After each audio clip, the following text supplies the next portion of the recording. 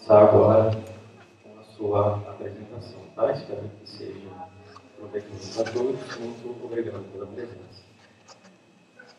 Bom dia, pessoal. Agradeço a presença de vocês. Ainda bem que eu convoquei a galera da educação física, né, Alex? Foi aquela coisa assim, bem espontânea, alguns pontos extras, essas coisas. É bom a gente ver que vocês sentem carinho pelo professor. Muito do que eu vou falar aqui para vocês hoje parte de algumas inquietações que eu já tenho há algum tempo e de algumas experiências que eu venho tendo com o Alex e com o Fred também, alguns trabalhos que a gente tem feito juntos. E talvez a minha principal ideia seja mostrar como é importante a gente tentar pensar fora da caixa, tentar analisar os problemas que a gente tem para que eles sejam resolvidos de uma maneira melhor. E talvez essa maneira melhor conte com a ciência da computação para poder estar ajudando a gente. E a gente entender também que a ciência da computação, eu não entendo nada, na verdade, eu tenho ideias que eu penso, poxa, eu acho que eles podem ajudar a gente. Então eu acredito que a partir do que eu possa estar falando para vocês, vocês como conhecem a área, vão estar falando, poxa, dá para fazer além do que o Guilherme acha que dá para fazer. E talvez isso não sirva só para a educação física, que a gente vai tentar ver qual é o leque de atuação, a área de atuação da educação física, mas sirva também para outras áreas que não tinha me atentado para isso. Eu discuto muito com os alunos que durante a nossa formação a gente aprende as coisas muito de maneira fragmentada. A gente tem conteúdos desde a educação básica que muitas vezes não conversam. Então a gente tem aula na graduação, no caso da educação física, a gente tem aula de anatomia, de fisiologia, de didática, de pedagogia, as práticas de ensino, os esportes. A gente aprende tudo de maneira separada e muitas vezes não entende como é que isso tudo funciona junto. E qual é o problema? Quando a gente vai para o mercado de trabalho, quando a gente vai trabalhar realmente, as coisas não são dessa maneira. Você está atendendo um cliente, está atendendo um aluno lá na área da educação física, ele vai te fazer uma pergunta que você vai precisar recorrer a diversas áreas do conhecimento.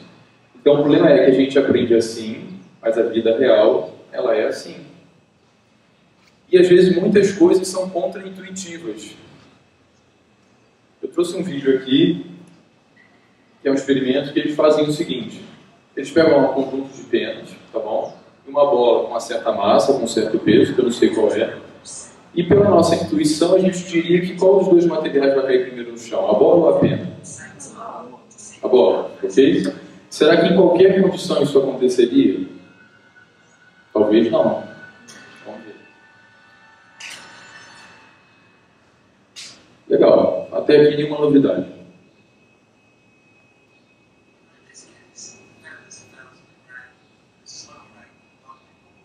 Ele está falando, por causa de uma coisa que a gente na verdade não vê, que é a resistência do ar, a pena ela cai com muito mais lentidão, por causa dessa resistência ela cai freando e por isso que ela cai depois do que a bola. Depois eles criam um ambiente ali dentro com ausência de ar, né, com vácuo, para ver o que vai acontecer com esses mesmos dois materiais.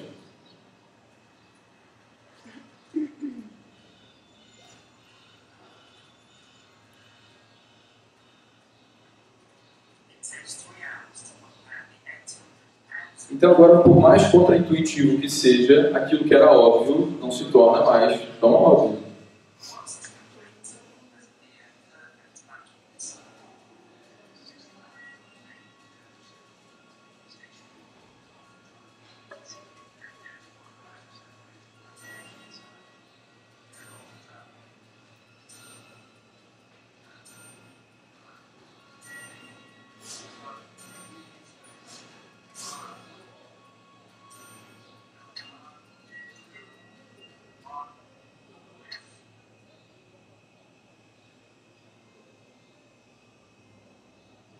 Foram soltos ao mesmo tempo, uma bola com uma massa muito maior do que as penas, mas devido à ausência da resistência do ar, aquilo que era extremamente óbvio, que era nítido e claro para todo mundo, se tornou uma coisa completamente diferente.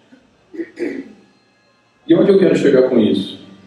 O nosso cérebro, para poder tentar entender as coisas do dia a dia, ele tem uma tendência de simplificar as coisas demais. Só que o mundo real, ele é complexo. Então, às vezes, a gente não consegue entender de maneira adequada a realidade por uma incapacidade de processamento de informação do nosso cérebro. E é uma coisa tão diferente que a gente fica encantado quando vê isso. Tá certo? Aqui mais um exemplo da falha de processamento de informações pelo nosso cérebro. O que vocês enxergam aqui? Renan, o que você está enxergando? Legal? Talvez uma cebola aqui, alguma coisa parecida. Tá? E aqui? Um rosto. E na verdade é a mesma imagem, só que você mudou a forma de percepção daquela imagem. Então percebam, pessoal, o que a gente precisa desse processo que simplifique a nossa vida, porque a gente não consegue perceber a complexidade do dia a dia. O nosso cérebro tem uma capacidade gigantesca de identificar rosto. Por isso que a gente olha para o céu, o rosto não imagens, na verdade. Por quê? Porque ele quer entender as coisas que estão acontecendo ao nosso redor. A gente olha para o céu, tem uma nuvem, mas você vê um carneiro. Você olha para um saco plástico, eu estou vindo para cá dirigindo na estrada, olha um saco plástico na beirada da rua, um saco de cimento, e eu de longe me parece um cachorro. Então o nosso cérebro está sempre querendo identificar as coisas para que a gente consiga tomar decisões, ou que a gente não passe por situações de risco, e a gente possa então tomar decisões antes que o risco aconteça. Só que a gente pode ser levado a tomar decisões erradas. Outro exemplo aqui. O que você está vendo aqui, Vitor? Uma árvore. Mas não parece que é uma árvore dançando? Isso aqui não parece um rosto, parece um seio, parece que é uma mulher, não parece que é um homem. Uma mulher com um corpo bonito, ó. Mas é só uma árvore, e é uma árvore de verdade, não é uma montagem. Então, pessoal, o mundo real é isso aqui. Ele é complexo. A gente às vezes consegue acertar um lado, mas a gente não consegue acertar o outro, a gente erra o outro. Muitas vezes a gente tem que fazer isso sozinho, pode ser que às vezes a gente tenha até algumas ajudas, mas é tudo muito difícil de ser feito. E por isso que as pessoas talvez estejam cada vez mais estressadas, e cada vez mais complicadas, e cada vez mais perdidas. Porque são muitas coisas que a gente tem que controlar. E talvez para alguns de vocês, devido à mudança do ambiente onde vocês vivem, a gente tem uma situação parecida com essa aqui. Já viram?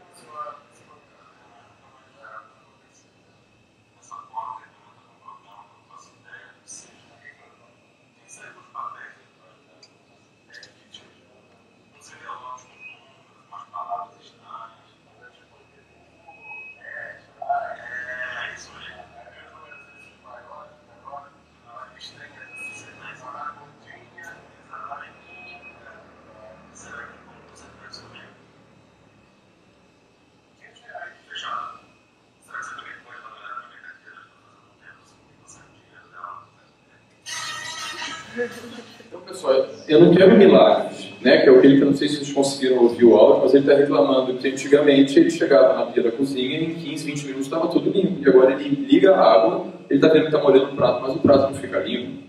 Ele está achando estranho que estão aparecendo algumas correspondências debaixo da porta, e cheio de nomes estranhos, um tal de PTU, IPVA, e pior que tem que pagar aquilo ainda, tem uns códigos, e não aparece mais dinheiro na carteira dele, porque antigamente ele ganhava mesada. Então, o que eu da educação física espero da ciência da computação, da informática, não são esses milagres, ok? Eu espero que a gente consiga trabalhar em conjunto para poder resolver problemas que talvez sejam conjuntos e, na verdade, a gente quer procurar soluções. Mas qual é o problema disso tudo? A gente tem muita preguiça de pensar. Talvez se eu chamasse vocês para a gente agora ficar sentado, do jeito que a gente está aqui fazendo nada, ou assistir um filme, ver televisão, seja muito mais cômodo para a maioria de vocês do que se eu trouxesse um problema matemático para a gente solucionar. Ou se eu convidasse vocês para poder fazer atividade física. Tudo que envolva gasto de energia, a gente tem aversão. Então, pensar envolve gasto de energia, fazer atividade física envolve gasto de energia. A gente tem aversão a essas coisas, porque em termos de evolução, são atividades que fazem a gente gastar energia, e gastar energia significa que eu tenho que procurar alimentação novamente. A gente quer ficar sempre no marasmo para poder manter a subsistência. Se assim, tá bom, por que eu vou sair da minha zona de conforto? Ok? Então a ideia aqui é, eu tenho que pensar melhor sobre os meus problemas, porque enquanto eu não conhecer adequadamente os meus problemas, eu não vou encontrar soluções que sejam adequadas. Só que a gente está sempre fugindo dos problemas. Ah, não, tem problema aqui, eu venho para cá. Tem problema aqui, eu vou para o lado de lá. Eu lembro do meu orientador no mestrado, que ele falava assim para mim, Guilherme, eu quero que você me traga problemas. E eu pensava assim, esse cara tá maluco. Porque a gente está sempre fugindo dos problemas. Só que, na verdade, ele queria problemas geniais. Porque problemas inteligentes vão exigir soluções inteligentes. E talvez daí que as diferenças aconteçam. E, pessoal, isso está o tempo inteiro presente na nossa vida, só que a gente não se dá conta. A gente está numa correria tão louca que a gente deixa de perceber o mundo da maneira como talvez devêssemos estar percebendo. Minha esposa ela compra um sabão para lavar roupa líquido, que eles fizeram uma coisa que eu achei incrível. Antigamente, o Omo, a tampa do recipiente do sabão líquido, a gente joga num dosador, certo? Coloca na máquina de lavar e depois tampa novamente aquele recipiente. Aquele excesso que ficava na tampa do Omo, quando você colocava novamente, transbordava, sujava o pote todo, você desperdiçava, certo? Agora, eu não lembro a marca do outro, mas eles fizeram um tipo de dosador, que ele tem, no pote, ele tem uma entrada que é maior. Quando você coloca para poder tampar novamente, aquele excesso cai dentro dessa tampa, que tem um furinho, e volta para dentro do recipiente. Isso, para mim, é inovação. Você pensar fora da caixa. Ah, pô, talvez a outra empresa fizesse de propósito poder desperdiçar para você comprar mais rápido. Pode até ser que seja. Mas você pensar a tampa de um produto de maneira diferente, teve uma mudança significativa. Então, essas coisas estão acontecendo o tempo inteiro ao nosso redor, só que a gente não se dá conta. Por quê? Porque a gente não tem só problema profissional para poder resolver. Nós temos problemas pessoais, é o filho que está doente, a mãe que está não sei o quê, a esposa, e a gente fica, as contas que a gente tem que pagar. Então a gente fica tão sobrecarregado por um conjunto de informações que a gente nunca consegue chegar nesse nível aqui. Ah, se eu fosse organizado, as coisas seriam muito mais fáceis para mim. E a gente não consegue mudar, porque mudar exige esforço, e esforço significa gasto de energia, e gastar energia a gente tem aversão. Então a gente tem esse sonho de ser assim, mas não consegue chegar aqui. Quando eu comecei a trabalhar, depois de formado, eu comecei a trabalhar, eu tinha uma preocupação de tentar deixar minhas coisas bem organizadas. Porque eu acreditava que isso facilitaria o meu dia a dia. E depois de organizado uma vez, aquilo depois me traria menos esforço, tanto durante o ano letivo quanto para o ano seguinte. Porque era só você fazer algumas modificações que não deram certo naquele planejamento e a proposta estava pronta. E eu vi meus colegas que não faziam isso, e todo ano ele estava reclamando que, vou fazer um planejamento. Nunca fazia, e sempre as coisas ficavam um pouco bagunçadas. Então, qual é a minha ideia? Poxa, será que o pessoal da ciência da computação pode estar ajudando a gente de alguma maneira? Eu acredito, então, que vocês poderiam estar perguntando para mim, para a área da educação física, para os colegas que estão aqui, quais são os seus problemas? Tem algumas empresas que a gente entra e a gente vê alguns funcionários com essa camisa aqui. Como posso ajudá-lo? Quando eu conheci o Alex, uma das coisas que ele falou para mim foi mais ou menos relacionada a isso. Falei assim, Guilherme, a gente consegue solucionar muitos problemas, só que a gente não conhece o problema das outras áreas. A gente precisa que as pessoas tragam problemas para a gente, para que a gente possa solucionar com o nosso conhecimento. Porque os problemas que a gente tem internamente, bem ou mal, já estão resolvidos. Mas como o conhecimento que eu tenho pode ser útil para as outras áreas. Isso é bom para vocês porque a área de vocês, na verdade, se torna ilimitada. Vocês podem estar ajudando em qualquer área de conhecimento. Da medicina, educação física, engenharia. E eu acho que isso é importante para vocês. Então, pensando nisso, pessoal, o que eu pretendo discutir com vocês? São esses 4 pontos aqui. Quais são as áreas de formação do professor de educação física? Porque às vezes as pessoas não entendem muito bem. Dentro dessas áreas de formação, quais são as áreas de atuação? Alguns problemas que eu vejo que poderiam contar com a ajuda de vocês para que sejam solucionados. Depois, alguns projetos que nós temos feito em parceria com o curso de vocês. Então, sobre a área de formação, nós temos basicamente duas áreas de formação. Então, apesar de ser professor de educação física, nós temos um professor de educação física que é licenciado, que é o curso que a gente tem aqui no Instituto. Nós temos um professor de educação física que é bacharel em educação física. São duas áreas de formação diferentes, são duas áreas de atuação diferentes. Essa divisão entre licenciado até o final do ensino médio. Para poder, qual o argumento, qual a base legal que justifica essa presença do professor na escola? É a Lei de Diretriz e Base da Educação, que é a LDB. Já fala que é a educação física, componente curricular obrigatório em toda a educação básica. Tem lá algumas exceções, que é quando no ensino noturno, se a pessoa trabalha, se a pessoa tem filho, né, tem proles, mas de uma maneira geral, a educação física ela é obrigatória na educação básica. Então, todos os problemas que precisam ser solucionados aqui são problemas que talvez sejam comuns a outros professores que trabalham no ambiente escolar. O bacharel em educação física é aquele profissional que vai trabalhar fora do ambiente escolar. Então, tudo que existe de educação física fora da escola é a área de atuação do bacharel. Hotel, clube, academia, hospitais,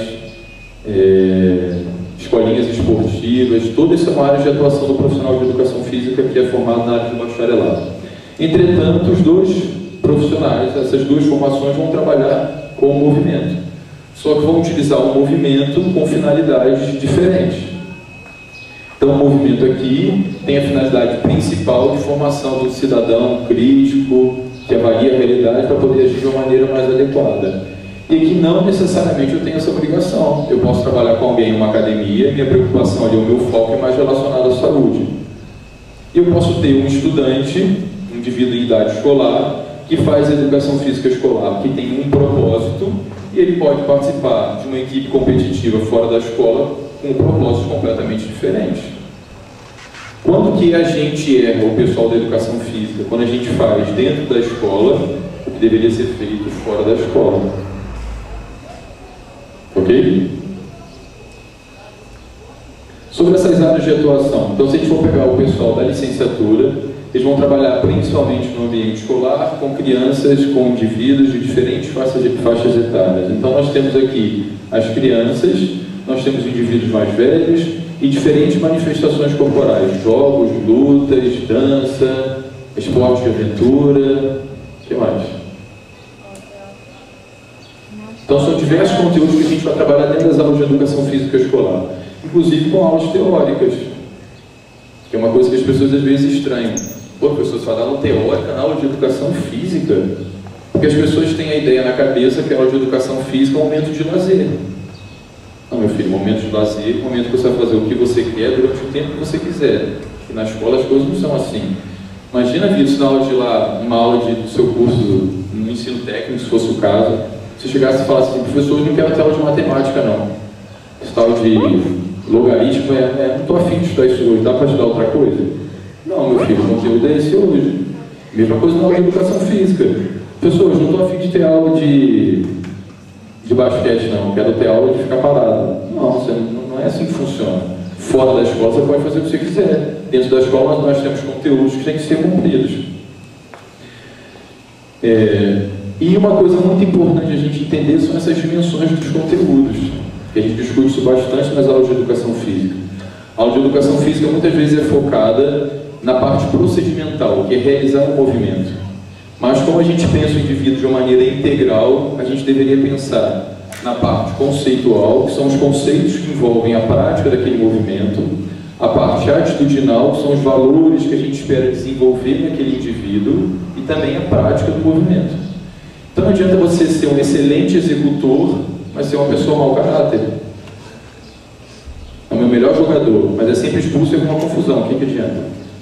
Como a gente está na escola, a gente está preocupado com a formação do indivíduo, a gente tem que formar um indivíduo que valorize o movimento, que saiba fazer o movimento, que entenda o porquê que ele faz aquilo, que entenda historicamente por que o esporte tem essas características, por que é importante fazer atividade física e que ele tenha uma prática saudável na sua vida, no seu dia a dia. Se a gente for pensar fora da escola, a área de atuação vai ser muito mais ampla realmente. Não significa que seja melhor nem pior, são áreas de atuação diferentes. E a gente vai ter que atividades realizadas em parques, academias, com gestantes, né, Tamira? Com gestantes, com idosos, atividades realizadas no ambiente aquático, no ambiente terrestre. Então, são atividades realizadas em diferentes ambientes e com diferentes faixas etárias também. Então, o professor ele vai se especializar, por exemplo, para poder trabalhar com gestantes, ou para poder trabalhar com idosos. Se são áreas de atuação diferentes dentro de uma mesma formação, é importante a gente entender também que os problemas que precisam ser solucionados são diferentes. A gente pode também atuar junto à área de avaliação física, por exemplo, em hospitais, com fisioterapeutas, com médicos, com nutricionistas. Temos professores que vão trabalhar com rendimento esportivo, em diferentes áreas do rendimento esportivo. E temos professores que vão trabalhar na área de gestão. E depois vou trazer uma ideia aqui de como a gente poderia estar trabalhando em conjunto na área de gestão, que é uma coisa que eu já conversei com o Alex. Então, a área do professor de educação física também é muito vasta. O que a gente tem que pensar? Para cada uma dessas áreas de atuação, qual o problema precisa ser solucionado para que a ciência da computação possa ajudar? O problema é que muitas vezes a gente só vê o esporte competitivo e a gente limita a educação física ao esporte que a gente vê na televisão. Então a gente acha que educação física são só os esportes olímpicos ou os esportes paralímpicos, que até alguns anos atrás também não tinham grande importância, e agora é que passaram a ter maior importância.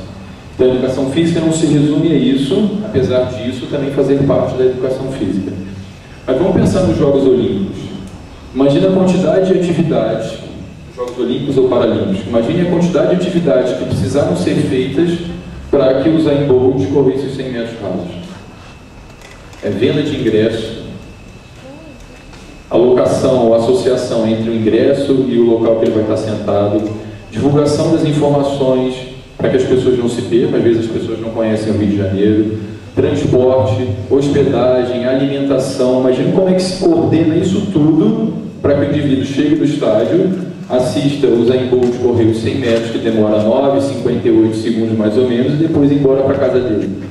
Tudo tem que acontecer da melhor maneira possível, senão o evento é um fracasso. E como gerenciar isso tudo? Eu participei dos Jogos Olímpicos como voluntário, trabalhei na parte de natação em polo aquático. Eu lembro que a informação que eles mais pediam lá dentro do pessoal que estava trabalhando era: cadê o pessoal do TI?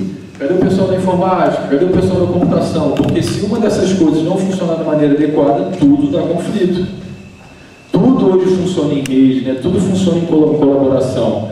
Então, às vezes, eles tinham que se comunicar com outros centros de treinamento de competição que estava longe lá do Parque da Barra, que é onde eu estava. Se tivesse algum problema na parte de comunicação, dava crise geral. Então, as coisas precisam funcionar bem. Quais são então os problemas que eu percebo, que eu vislumbro, que eu enxergo nessas áreas de atuação? Se a gente for pensar na escola, no professor, o professor que é licenciado em educação física, geralmente o professor não tem uma carga horária muito grande nas escolas onde ele trabalha. Em função disso, o que o professor tem que fazer? Trabalhar em 2, 3, 4 escolas ao mesmo tempo. Agora imagina a confusão que isso dá na cabeça do professor. Ele está trabalhando numa escola e na verdade está pensando no que ele tem que fazer na outra escola. Quando chega na outra escola, ele está pensando no que ele tem que fazer na outra escola.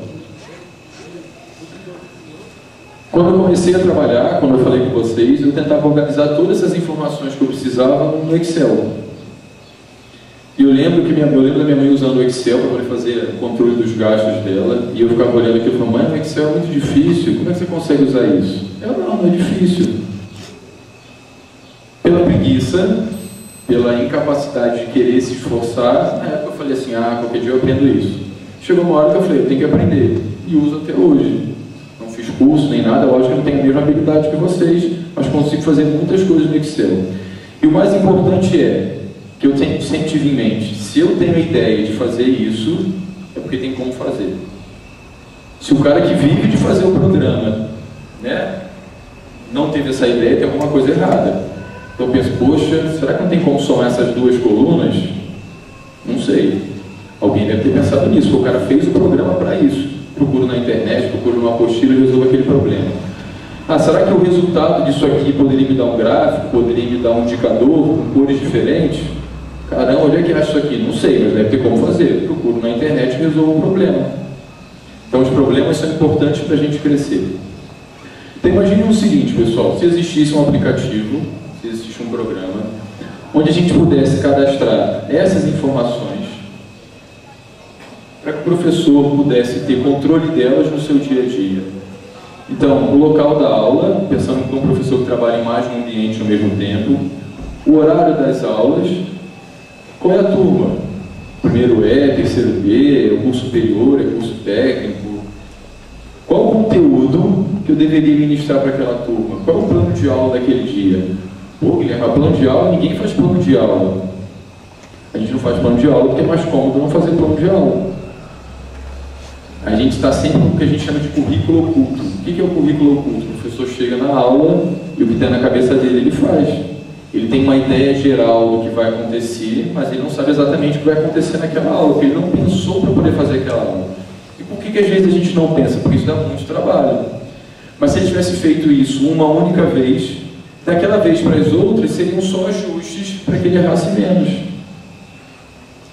Então, qual o conteúdo daquela minha turma no horário de 7 horas da manhã, naquela escola? O que eu tenho que trabalhar? Não é o passo a passo, mas é uma ideia para o professor não se perder no tempo. Quais são os lembretes que eu poderia estar recebendo para que eu não me perca durante o meu planejamento? Depois que eu comecei a utilizar também esses celulares que tem os lembretes, eu coloco tudo que eu tenho que fazer no meu celular e ele vai me indicando os lembretes. Então eu tenho muita dificuldade ou muito problema no início do semestre de cadastrar lá todas as provas que eu tenho que fazer, todos os trabalhos que alunos vão fazer, quando tem aula teórica, quando tem aula prática. Mas, por outro lado, eu nunca deixei de fazer uma prova com muita antecedência, porque o lembrete não me faz esquecer. Ok? E qualquer outra coisa que você tem que lembrar. A gente poderia ter nesse aplicativo também a frequência do aluno, observações sobre a aula. Então, terminei minha aula e eu percebi que alguma coisa não ficou muito boa. Eu poderia estar escrevendo lá no campo de observações alguma coisa que não deu certo para que eu modifique para o próximo ano. Algum tipo de registro. Então, eu poderia estar ministrando uma aula prática, pensar na aula de educação física, e alguma atividade que os alunos fizeram foi bem interessante. Eu poderia estar filmando, poderia estar gravando aquilo, e depois, às vezes, até por meio de algum sistema de comunicação, passar esse vídeo para os alunos, para que eles vejam em casa. Então, os alunos estão fazendo um movimento, eu estou fazendo uma explicação oral, aquilo está sendo gravado no aplicativo, depois o aplicativo poderia estar direcionando isso para os alunos. Ou uma foto, ou um vídeo, poderia ter lá o sistema de cadastro de notas, dado de prova, algumas enquetes, que são os quiz, né? E indicação até de materiais para os alunos consultassem. Então a gente teria com certeza um trabalho de cadastrar isso tudo no início do semestre, eu acho que disso não tem como fugir, mas isso tudo seria cadastrado num sistema de calendário e depois todos os envolvidos nesse processo poderiam acompanhar tudo o que está acontecendo. A chance de você se embananar, de você errar, de se complicar, talvez seja muito menor. Mas também não adianta ter o aplicativo, ter o sistema e não usar, tem que saber utilizar. Então a ideia qual seria? Lá por meio de um celular, de um aplicativo, eu poderia estar dentro de uma aula, falar, pessoal, abre o quiz lá de fisiologia, abre o quiz de metodologia da pesquisa, da unidade 3. O pessoal vai pegar o celular, vai pegar o tablet, vai abrir lá as questões do quiz que eu já cadastrei no início do semestre, e a gente vai fazer uma disputa entre os alunos. Então, os alunos poderiam estar concorrendo ali para ver quem acerta as perguntas. A gente poderia no caso, ser perguntas de múltipla escolha, para poder ficar mais fácil de fazer a correção. E a gente teria lá um processo de classificação dos alunos. Os alunos poderiam receber também no celular alguns lembretes. Como, por exemplo, eu falei hoje para o pessoal da educação física, falei umas 3 semanas atrás. No dia 8, cheguem em 7h30, porque eu teria uma palestra às 9h30 lá no curso de Ciência da Computação. E ninguém lembrou. Então, talvez se tivesse chegado um lembrete para eles ontem, que eu já tivesse pré-cadastrado, talvez, eles tivessem chegado no horário. Ou pelo menos a Júlia não falaria assim, poxa, Guilherme, eu me esqueci, porque tem muita coisa. Pô, Júlia, mas você recebeu um lembrete no seu celular. Eu não recebi o lembrete, né? Então tem como argumentar que esqueceu. Isso seria importante para quem? Eu percebo que seria importante para o professor, para o aluno, para o gestor de uma escola, de uma instituição de ensino superior e para a própria família que poderia estar acompanhando esse processo também. Então, de alguma maneira, esse aplicativo, esse sistema, poderia ter funções para cada uma dessas pessoas que estão envolvidas no processo, com maior ou menor habilidade, só para assistir, para poder editar, não sei. Mas seria interessante para todos os desenvolvidos no processo educacional. Certo até aqui? Então, eu vejo isso como talvez uma ferramenta que seria interessante para a licenciatura, para a área de educação física escolar. Se a gente for pensar no bacharelado, eu peguei 3 esferas de atuação aqui do treinador esportivo. Então a gente tem o treinador esportivo que está focado principalmente no rendimento esportivo, é aquele treinador que trabalha com competição, que tem atletas federados, que podem receber dinheiro ou não, mas são atletas que são federados numa federação, numa confederação, treinam de forma sistemática. Então a gente poderia estar pensando numa coisa, num sistema que eu estou fazendo com o Vitor, para que você saiba no seu dia a dia o tipo de estímulo que o atleta vai receber, que tipo de treinamento que ele tem que fazer, e depois isso tudo é quantificado para que eu saiba assim, ah legal, o Renan correu tantos quilômetros nessa temporada. Não, Renan. O Renan nadou tantos quilômetros nessa temporada. Beleza. O Renan nadou tantos quilômetros nessa temporada. Desse volume total que ele nadou, o quanto que foi em cada zona de intensidade.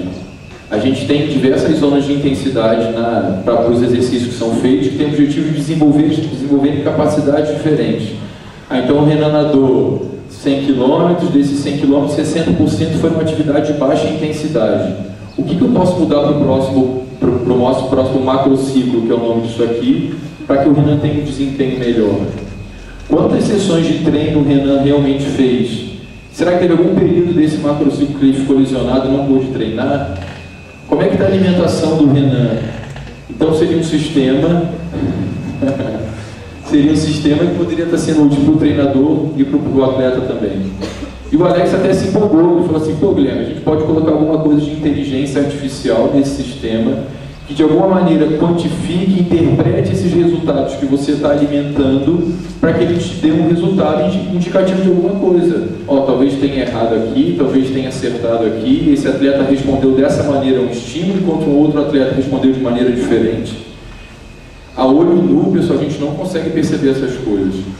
A gente oferece o treinamento para o atleta, a gente pensa no treinamento, pensa nas cargas de treinamento que a gente oferece, mas é muito difícil quantificar essas coisas, porque são muitas informações. Horário de sono, horário de alimentação, quanto que ele treinou, como que ele estava se sentindo antes do treino, durante o treino, depois do treino.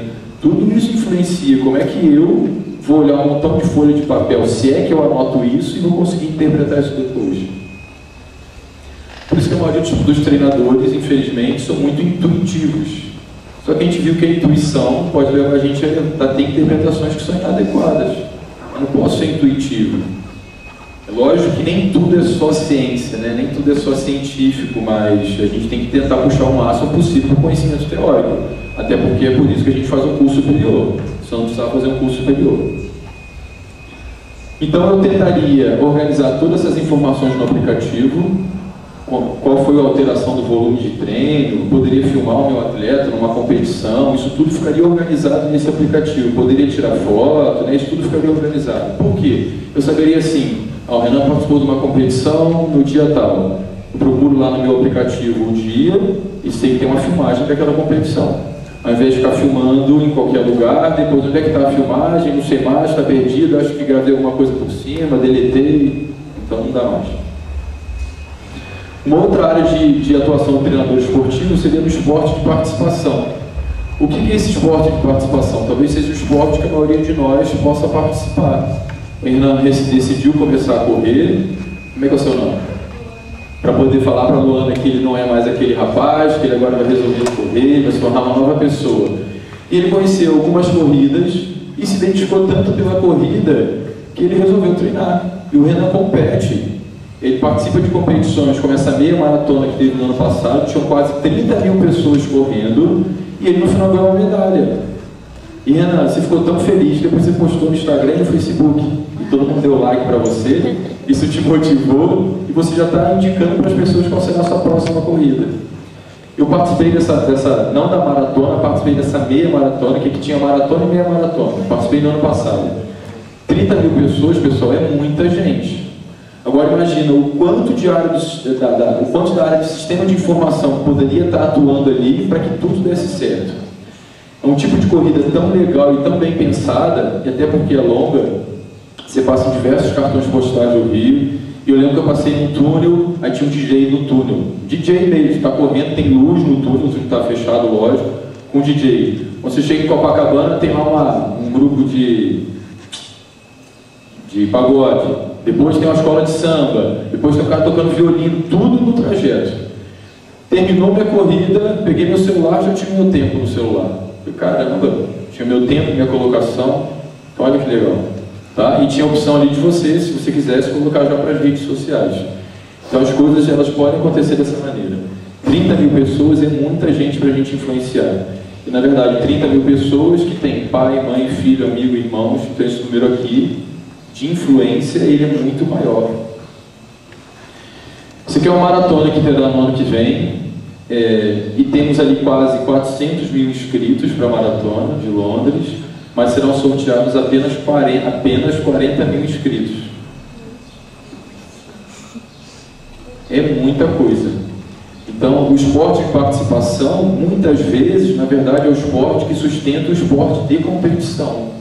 Porque o Renan vai começar a correr, eu tenho certeza, depois dessa palestra, e ele vai querer comprar um tênis legal. Ele vai ver, pô, qual é o tênis que os corredores utilizam?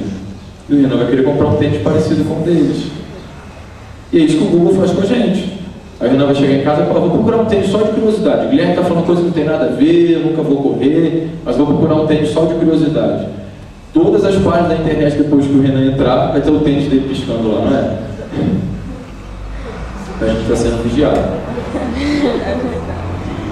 Uma outra área de atuação do treinador esportivo é o esporte escolar, que diferente do esporte de participação e do esporte de rendimento, apesar de aqui ter um certo nível de rendimento, talvez o foco principal seja o processo de formação educacional, o processo de formação do futuro cidadão, né, do jovem cidadão, para a atuação dele em sua vida profissional, na sua vida pessoal. Não tem o foco principal do cara vencer, perder, essa não é a ideia. Às vezes o professor deturpa um pouquinho isso, porque ele se empolga demais, mas dentro do esporte escolar, essa não é a principal função. Às vezes até meu aluno também, né, que é atleta, não, eu sou atleta, treino 2 vezes na semana. Tudo bem, é um nível de atleta, mas são níveis de rendimento completamente diferentes. A gente pode estar pensando num aplicativo, num sistema de controle de treino que sirva desde o atleta de excelente desempenho, o atleta olímpico, até o atleta escolar. Com funções diferentes, lógico, que são necessidades diferentes, mas são áreas de atuação que a gente pode estar pensando em atuar também. Uma outra que vocês conhecem bastante é o treinador esportivo, que na verdade é o personal, que trabalha na área da saúde. Então muitas pessoas hoje em dia querem ter o personal, às vezes nem entendem qual é a importância dele, querem ter mais às vezes por status, porque acham que é interessante. Mas se a gente for pensar em termos de saúde, a gente tem quase um pouquinho mais de 2 bilhões de pessoas obesas ou com sobrepeso no mundo. Então há uma tendência das pessoas algum dia se conscientizarem da importância da atividade física e elas começarem a entender que para você fazer atividade física você não precisa ser atleta de nada. Porque as pessoas também confundem isso. Ah não, fazer atividade física é ficar suando, me matando, chegar em casa morto, não tem nada a ver. Quem faz isso é o atleta de desempenho. Essa área aí já tem muitos aplicativos. E tem diversos aplicativos nessa área. Tá? E por outro lado, o que a gente pode pensar, Júlia? Será que esse problema, que já tem uma solução aparente, será que essa solução não pode ser melhorada? Eu vou trazer um vídeo aqui para vocês, que é um comercial da Land Rover, que o cara parece que está conhecendo a mulher pela primeira vez, e a mulher é uma aventureira. Tá? Aí ele está andando na casa da mulher, tem lá diversas fotografias com índio, cachoeira, neve, não sei o quê. De repente ele pega um tubo e acha que aquilo é tipo uma coisa de assoprar e ele coloca aquilo na boca. Aí de repente ele coloca aquilo na boca, olha para o lado, vê ela com um conjunto de índios. Aquilo na verdade é uma proteção do pênis de um dos índios. E a mulher chega e está com aquilo na boca e fica aquele clima assim constrangedor, aí vem o carro, né? Então às vezes tem uma solução, mas se você não sabe usar aquilo, ou se aquela talvez não seja a melhor maneira, você vai ter um problema. Então dentro do que já existe, será que a gente não poderia pensar e tentar melhorar alguma coisa? Também é uma outra situação para a gente pensar. Isso aqui no Brasil, pessoal, crianças de 5 a 9 anos, cerca de 40% delas estão nessa situação. Indivíduos aí entre 10 e 19 anos, cerca de 23%, e entre os adultos, um pouco mais de 50%. Então a gente precisa fazer atividade física. E a projeção, na verdade, infelizmente, é que esses números aumentem, não diminuam. O que isso tem a ver com a gente? Significa que tem muita gente que precisa fazer atividade física, precisa se alimentar melhor, e esses sistemas de gerenciamento de treino podem ajudar essas pessoas. Porque não necessariamente você precisa estar fazendo atividade física com um professor. Ele pode estar prescrevendo o seu treino à distância, por exemplo. No tempo que você puder, na hora que você puder, você vai fazer a sua atividade. Você não precisa estar o tempo inteiro coordenado com o professor. Então, talvez um sistema de aplicativo, como a Júlia falou, onde a gente pudesse estar coordenando tudo isso no sistema. Então, qual é o treino que a pessoa vai fazer? Poderia ter no celular um tablet do próprio professor, ele vai prescrever o treino lá para o William, vai chegar no dia do treino deles, ele vai abrir o tablet dele e vai ver o treino que o William tem que fazer. Tá? Eu poderia estar me comunicando com o meu aluno por meio desse aplicativo. Vamos imaginar lá que tem um calendário, a gente marca os dias dos alunos e o William, por algum motivo, vai ter que desmarcar uma sessão de treino dele. Ele já quer marcar outra sessão de treino. Ele vai olhar no aplicativo quais são os dias que o professor tem disponível e ele vai, eu quero mudar de terça-feira, 7 horas da manhã, eu posso mudar para quinta-feira, 8 horas da noite. Está disponível, ele vai fazer a mudança, o professor vai dar o ok lá no celular dele, vai indicar realmente que ele pode e tudo bem. O processo das avaliações pode estar cadastrado no celular. Então, qual foi minha última avaliação? Quando que eu tenho que fazer minha próxima avaliação? Tudo isso está cadastrado no celular. Eu posso passar vídeos e posso gravar o meu aluno fazendo determinado movimento também, para que ele entenda como é que se faz. Posso ter um sistema geral lá de calendário, com os dias de treino, quantas sessões de treino ele teve na semana. E o processo de pagamento pode ser feito pelo próprio aplicativo. Então não tem aquele negócio que terminou um mês, o aluno vai lá e paga para o professor. Ele pode ter um sistema do próprio aplicativo, que é parecido com o Uber, que a gente vivenciou lá. E outra coisa interessante que me veio à cabeça, que é parecido com o Uber também, Alex, que a gente poderia estar classificando o professor. Sei lá, tem 5 estrelas, você vai estar classificando como você percebe aquele professor, para que outras pessoas que têm um aplicativo, me mudei para Rio Pomba. Não conheço ninguém em Rio Pomba, eu quero procurar um professor aqui, um personal. Entro no aplicativo, faço um sistema de busca dos professores que estão cadastrados aqui na região, procuro lá o professor, que eu acho que tem que ser 5 estrelas, vejo a formação do professor, qual é a especialidade dele, contrato o professor pelo próprio aplicativo. Então vai desde do conhecimento, né, da descoberta do profissional até a condução do treino no dia a dia. Uma outra área de atuação do professor de educação física do bacharelado que eu falei para vocês foi a parte de gestão esportiva. E a gestão esportiva vai desde a parte da administração, da formação do administrador realmente, até o dia a dia do processo de realização do evento. E uma coisa que eu pensei, que eu já conversei com o Alex, seria a gente ter um site, onde a gente teria lá a possibilidade de você cadastrar diferentes tipos de eventos. Você vai escolher uma modalidade esportiva aqui qualquer, não sei, futebol, vai entrar no site, você vai cadastrar as informações relacionadas à sua competição, quantas equipes, qual a idade, quais são as datas que você tem disponível, qual o tipo de disputa, o tipo de sistema de disputa que você quer utilizar, eliminatória simples, eliminatória dupla, turno, retorno. Você joga as informações, escolhe o sistema, ele faz o sorteio das equipes. Ele que é o Flávio? Amigo do Flávio. Beleza. Cadastra tudo no sistema, ele faz a gestão daquilo e joga para você o resultado não, o que a gente chama de... esqueci o nome. Ele traz para você o mapa da competição. Então você já sabe quais são os horários de cada um dos jogos, quais equipes vão jogar contra quem, e depois você vai alimentando o sistema e ele vai te dando o restante da competição. Numa modalidade individual, como é o caso da natação, que é o que eu trabalho mais, você vai cadastrar quais são as provas que vão acontecer, quais são as idades, classificar todas as pessoas pelo tempo que você colocou para poder saber quem vai nadar na primeira bateria, na segunda e na terceira. Você tem um programa de provas, que era o nome que eu queria lembrar. Você tem a competição, tem os tempos depois da competição, joga os tempos novamente no sistema e você tem a classificação dos atletas. Soma de pontos individuais, soma de pontos por equipe, tudo feito no sistema. Como é que o sistema vai se manter vivo? Pelo acesso das pessoas. Quem vai participar da competição, eu acredito que vai querer entrar no site para poder baixar o programa de provas, conhecer o sistema, e depois para poder ver o resultado também. Eu não conheço nada nesse sentido. Os aplicativos que a Júlia falou para personal, eu conheço alguns, mas nesse sentido aqui para gestão de competições, eu não conheço nenhuma. Aqui no próprio IFE, a gente tem diversas competições escolares, que a gente poderia estar fazendo isso por meio de um sistema. Ah, Guilherme, mas são poucas equipes, é fácil fazer na mão. Pessoal, mas se a gente tem um recurso que facilita o processo, por que eu vou ficar fazendo isso na mão?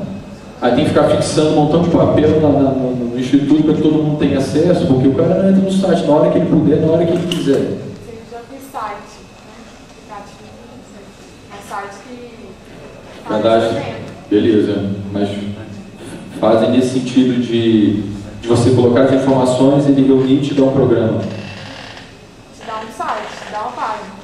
Então, para você divulgar o seu evento. Então, não seria essa ideia, certo? Seria um sistema que você poderia colocar todas as informações, você teria lá a sua competição, o sistema de disputa que você escolheu. Não é só para divulgar, você poderia aqui estar divulgando mas faz também. tudo, cadastro, inscrição. Ah, então beleza. E faz a organização da competição. Legal, não conhecia. Então essa seria a intenção. Todas as informações estariam disponíveis aqui. E lá no caso você escolhe o sistema de disputa para que as informações fiquem organizadas e qualquer um poderia estar acessando isso em qualquer lugar. Os projetos que a gente desenvolve aqui atualmente. Eu tenho um projeto, eu, Alex e o Vitor, Viveiros que está ali. Um outro com o Renan, que está ali, que vai resolver começar a correr. E o João Paulo, que não está aqui, né? Esse do Vitor é parecido com a proposta que a gente falou de organização do treinamento. Em princípio ele foi feito para natação, nossa intenção é depois levar isso para outras modalidades e até para a área de academia. O treinador ele vai colocar as informações do treino dentro do sistema e ele vai alimentando o sistema ao longo do macrociclo, né, do tempo de ocorrência do processo de treinamento. E uma função muito legal aqui é que ele consegue fazer testes e marcar o tempo de diversos atletas ao mesmo tempo. O que acontece às vezes com o treinador de natação? Ele fica com 4, 5 cronômetros pendurados no pescoço, um cronômetro para cada atleta. Então ele está treinando lá 10 atletas, ele fica maluco. Tá? Com o sistema ele poderia estar marcando, seria um início para todos os atletas, e ele poderia estar marcando as voltas na piscina, tocando na raia que o atleta está nadando. Os tempos vão aparecendo aqui em cima, que estão o nome das pessoas, Arthur, Pietra, Thiago e Ana. Os tempos vão aparecendo aqui em cima. Depois você vai ter um gráfico que mostra o desempenho desses atletas naquela prova, que pode ser um teste, pode ser uma competição. Isso fica arquivado para que você compare uma competição com a outra. Aqui a proposta da realidade virtual que a gente está desenvolvendo com o Renan e o Alex, que fizeram todo o processo, né, da ciência da computação. Eu só sentei lá e a primeira vez que usei quase caí para frente, porque o atleta tocou a mão na borda, depois ficou preto, eu tomei um susto. Então, o sistema realmente assim, é tão enganador, né, que a gente se sente sugestionado. E essa era justamente a ideia. A gente perceber até que ponto a realidade virtual não pode sugestionar a percepção do nadador e, em função disso, ele nadar mais rápido ou mais devagar. A gente fez um estudo com 6 nadadores, são nadadores recreacionais, não são nadadores de excelente desempenho, essa não foi a ideia inicialmente, mas só para a gente ver se estava tudo funcionando. E por incrível que pareça, a gente acreditava antes de fazer o estudo, que os alunos, que tivessem uma indução com a realidade virtual de aumento de frequência de braçada, que é a quantidade de braçadas que o atleta faz, tenderiam a nadar mais rápido, porque fariam mais braçadas. Mas, na verdade, os 2 grupos foram estimulados. Os 2 grupos nadaram um pouco mais rápido, em função de frequência de braçada, porque foi um efeito que teve influência para os 2 grupos. Então, a nossa ideia agora é pegar atletas de melhor desempenho, que talvez sejam menos sugestionados só porque estão utilizando o equipamento. Um grupo recebe um estímulo que aumenta a frequência de braçada e outro grupo recebe um estímulo com a mesma frequência de braçada que ele foi testado, para a gente ver o que vai acontecer. E essa proposta aqui com o João Paulo é um jogo da natação, onde o jogador, né, o usuário, ele é um treinador de natação e ele tem que fazer a gestão de diversas informações do processo de treino, alimentação, horas de sono, quanto que ele nada, para que quando esse atleta participe de competições, ele tenha maior chance de ganhar. O Gustavo, que é um aluno da educação física que também está envolvido nesses 3 sistemas aqui, brincou que isso aqui parece um Tamagotchi. Lembra o Tamagotchi?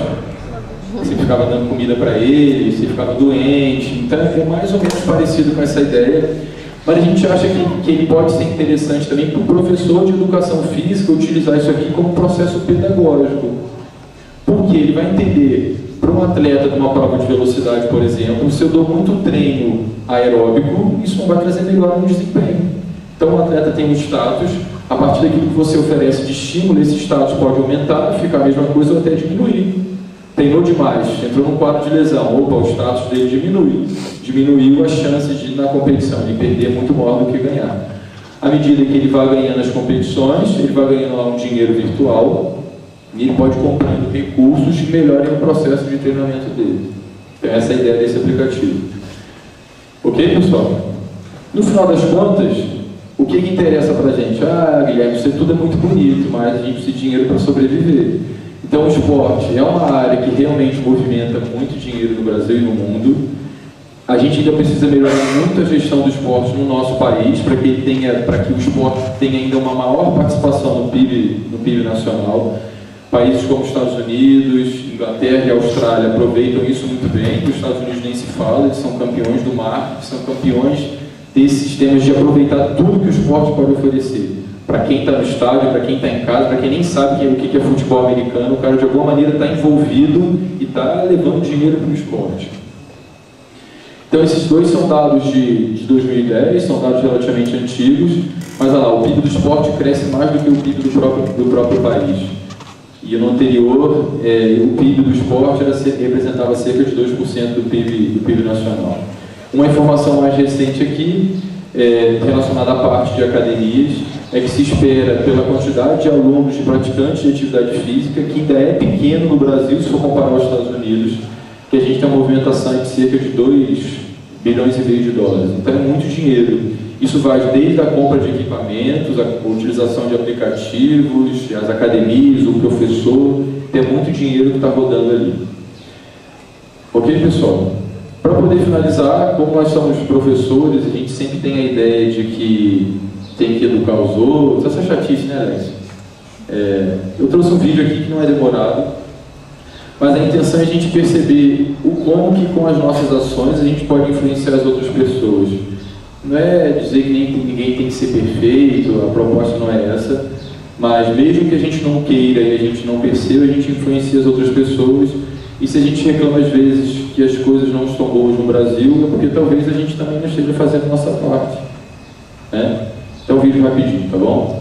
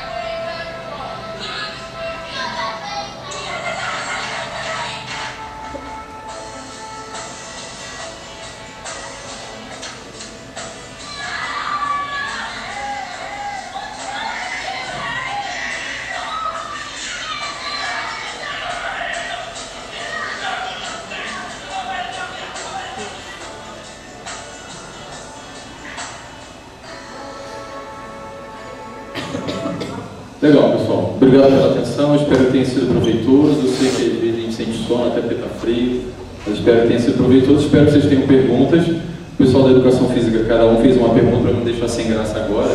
Porque é chato, né? Perguntas e ninguém fala nada. Aí a Laís fez umas 4 perguntas ali, tá bom?